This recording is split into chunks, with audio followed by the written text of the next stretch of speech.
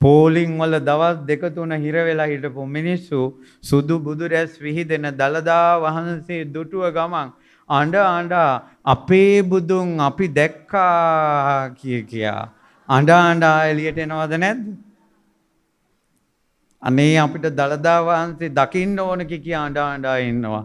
දලදා වහන්සේ දැක්කට පස්සේ අපේ බුදුන් අපි දැක්කා කියලා අඬ අඬ කඳුළු සලසලා මිනිස්සු එළියට එනවා.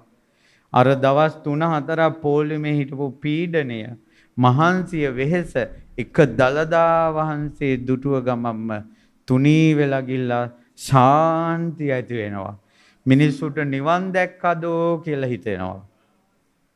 එක දලදා වහන්සේ නමක් මෙහිම ප්‍රාතිහාර්ය පානවා නම් පින්වතුනේ ලෞතර සම්මා සම්බුදුරජාණන් වහන්සේ ජීවමානව වැඩියා නම් මේ මිනිස්සු කොහොමද මේවා දරාගන්නේ?